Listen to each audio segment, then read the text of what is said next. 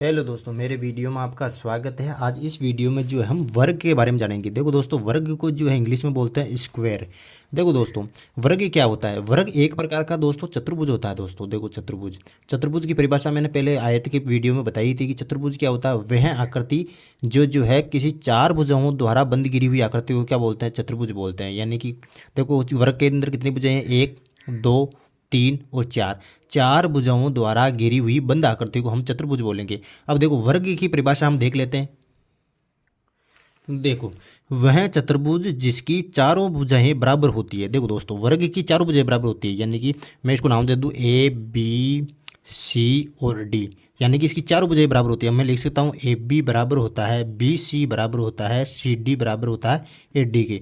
यानी कि हम कह सकते हैं कि इसकी जो है चारों भुजाएं बराबर होती है वर्ग की। और प्रत्येक कोण समकोण होता है। दोस्तों देखो, प्रत्येक कोण, ये जो कोण ए है ये 90 डिग्री का होगा, ये कोण बी ये भी 90 डिग्री का होगा, कोण सी ये भी 90 डिग्री का होगा और कोण डी ये भी 90 डिग्री का होगा। यानी कि जो चारों कोण है वो समकोण होता है, यानी कि 90 डिग्री के होते हैं वर्ग के अंदर। अब दोस्तों, हम यदि विकर्णों की बात करें तो ये विकर्ण है, कोण ए सी और डी बी। और विकर्ण भी क्या होते हैं? इसके बराबर होते हैं। दोस्तों, वर्ग के अंदर जो विकर्ण होते हैं वो क्या होते हैं? बराबर होते हैं। लिख दो यहाँ पे, वर्ग के विकर्ण बराबर होते हैं। तो लिख सकता हूँ मैं ए सी बराबर होता है बी डी के। यानी कि विकर्ण जो है वर्ग के क्या होते हैं? बराबर होते हैं दोस्तों। अब जो दोस्तों हम सूत्रों की तरफ चलते हैं तो वर्ग का जो परिमाप का सूत्र होता है, वर्ग का परिमाप। देखो दोस्तों, परिमाप क्या होता है? बाउंड्री की लंबाई। ये जो बाउंड्री है ए बी सी डी, ये बाउंड्री दे रखी है ए बी सी और सी डी और ए डी। दोस्तों तो इन बाउंड्री की लंबाई को ज्ञात करने के लिए हम वर्ग का परिमाप का सूत्र का प्रयोग करेंगे। देखो दोस्तों, कैसे ज्ञात करेंगे? देखो, चारों भुजाएं बराबर होती है इसके अंदर, तो भुजा कितनी है इसमें? ए। हर भुजा का मैंने देखो मान लिया ए, ये भुजा भी ए है, ये भी ए है, ये भी ए है और ये भी ए है। तो देखो कितनी भुजाएं इसमें कुल? एक, दो, तीन, चार। चार भुजाएं हैं, चार भुजाएं हैं गुणा, और प्रत्येक भुजा का मान कितना है? ए सेंटीमीटर लंबी है, तो ए ये हो जाएगी 4a। यानी कि वर्ग का परिमाप का सूत्र हो जाएगा 4a। यानी कि हम ये भी लिख सकते हैं 4 इंटू भुजा, ये भी लिख सकते हैं। यहाँ पर मैंने भुजा को ए मान रखा है और आप लिख सकते हो 4 इंटू भुजा है, वर्ग का जो है परिमाप होता है। अब चलते हैं वर्ग के क्षेत्रफल की ओर। वर्ग का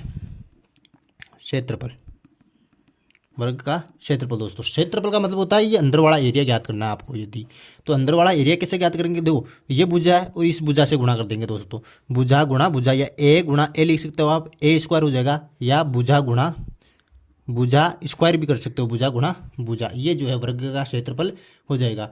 अब दोस्तों, माना आप जो है विकर्ण निकालना चाहो, विकर्ण, देखो विकर्ण का जो सूत्र होता है वो दोस्तों होता है ए अंडरूट दो। ये होता है ए अंडरूट दो। इसका वर्ग, ये वर्ग का अगर आपको विकर्ण निकालना, देखो ये ए अंडरूट 2 आया कहाँ से? देखो, मैं यहाँ पर एक छोटा सा वर्ग बना लेता हूँ। ये वर्ग है, मेरे को यदि इसको नाम दे दूँ ए बी सी और डी। मेरे को अगर यदि ए सी विकर्ण की लंबाई याद करनी है, ए सी, तो मैं देखो यहाँ पर जो कोण बी है ये क्या 90 डिग्री है, और यहाँ पर कोण डी क्या, ये भी 90 डिग्री है। तो देखो, मैं यदि ए डी सी, त्रिभुज ए डी सी में लूँ, त्रिभुज ए डी सी में त्रिभुज एडीसी में ले रहा हूँ, तो त्रिभुज एडीसी क्या है? ये एक समकोण त्रिभुज है दोस्तों। समकोण त्रिभुज में क्या लगती है? पाइथागोरस प्रमेय लगती है, पाइथागोरस प्रमेय लगती है दोस्तों। पाइथागोरस प्रमेय से, पाइथागोरस प्रमेय क्या करती है? कर्ण स्क्वायर बराबर आधार स्क्वायर प्लस लंब स्क्वायर। अब मैं त्रिभुज ए डी सी में देखो दोस्तों, कर्ण क्या है? देखो, कर्ण क्या होती है? 90 डिग्री सामने वाली भुजा होती है। ये त्रिभुज की तो कर्ण है, लेकिन इस वर्ग की क्या है? वर्ग का क्या है? विकर्ण है दोस्तों। ये वर्ग का क्या है? विकर्ण है। तो कर्ण की जगह लिख दूंगा मैं विकर्ण, यानी कि विकर्ण का स्क्वायर हो जाएगा। और आधार क्या है? आधार है सी डी दोस्तों।